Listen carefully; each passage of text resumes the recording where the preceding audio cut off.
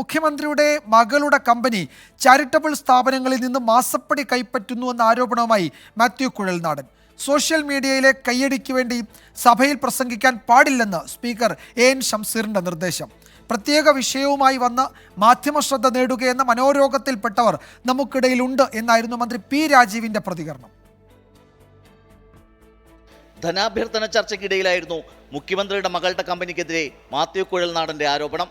ROC അയച്ച നോട്ടീസിൽ ഓരോ മാസവും ചാരിറ്റബിൾ സ്ഥാപനങ്ങളിൽ നിന്ന് മുഖ്യമന്ത്രിയുടെ മകളുടെ കമ്പനിയിലേക്ക് പണം എത്തിയതായി പറയുന്നുണ്ടെന്ന് മാത്യു കുഴൽനാടൻ ആരോപിച്ചു. From the bank statement produced, it could be seen that company has been regularly, almost every month, receiving amount from various charitable organizations, institutions, etc.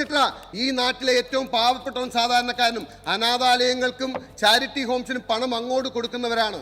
എങ്ങനെയാണ് സാർ മുഖ്യമന്ത്രിയുടെ മകൾ ഒരു അനാഥാലയങ്ങളിൽ നിന്നും മാസപ്പടി വിഷയത്തിൽ താൻ ഉന്നയിച്ച കാര്യങ്ങളിൽ ഉറച്ചു നിൽക്കുന്നുവെന്ന മാത്യു കുഴൽനാടൻ പറഞ്ഞതോടെ സ്പീക്കർ എതിർപ്പറിയിച്ചു. സോഷ്യൽ മീഡിയയിൽ കയ്യടി കിട്ടാൻ വേണ്ടി ഈ വിഷയം സ്ഥിരമായി ഉന്നയിക്കരുത്. ശ്രീ മാത്യു കുഴൽനാടൻ സ്ഥിരമായി ഉന്നയിക്കേണ്ട വേദിയല്ല ഇത്. നിങ്ങൾ എത്രയോ തവണ ഫ്ലോറിൽ ഉന്നയിച്ചു.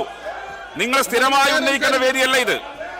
നിങ്ങൾ അത് മാത്രമല്ല, ഈ വിഷയം പെൻഡിംഗ് ബിഫോർ ദ കോർട്ടാണ്. നിങ്ങൾ പെൻഡിംഗ് ബിഫോർ ദ കോർട്ടാണ്. നിങ്ങൾക്ക് നിയമം അറിയുന്ന ആളല്ലേ? നിങ്ങൾ നിയമം അറിയുന്ന ആളല്ലേ? പെൻഡിംഗ് ബിഫോർ ദ കോർട്ടാണ്. ഇതിന് കോടതി വിധി പറയട്ടെ, അതിനുശേഷം പറയാം.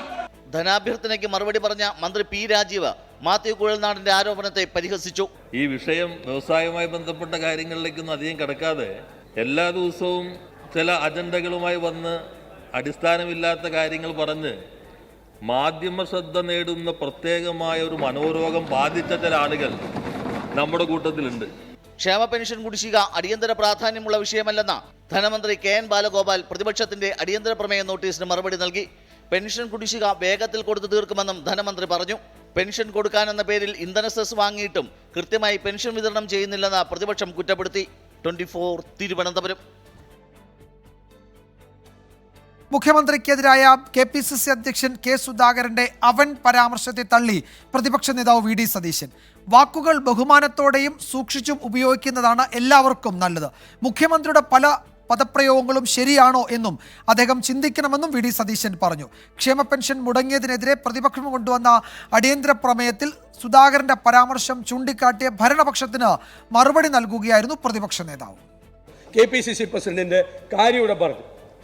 നിങ്ങളുടെ ഒരു ഇടതുപക്ഷ സഹയാത്രികനായിരുന്ന അഭിവന്ദ്യനായ ഒരു ബിഷപ്പിനെയല്ലേ നിങ്ങളുടെ മുഖ്യമന്ത്രി വിവരദോഷി എന്ന് വിളിച്ച്? ഞാൻ ഇനി പറയാൻ പോണ വാക്കുകളൊക്കെ ഞാൻ പറയുന്നില്ല. എന്താണെന്നറിയോ? അത് അൺപാർലമെന്ററിയാണ്. കാരണം കേരളത്തിലെ മുഖ്യമന്ത്രി പല കാലത്തായിട്ട് ഉപയോഗിച്ച 3-4 വാക്കുകളുണ്ട്. ഞാനത് കോട്ടിയില്ല. വാക്കുകൾ നമ്മൾ ബഹുമാനത്തോടുകൂടിയും സൂക്ഷിച്ചുമൊക്കെ പറയുന്നതാണ് എല്ലാവർക്കും നല്ലത് എന്ന് തന്നെയാണ് ഞങ്ങളുടെ അഭിപ്രായം.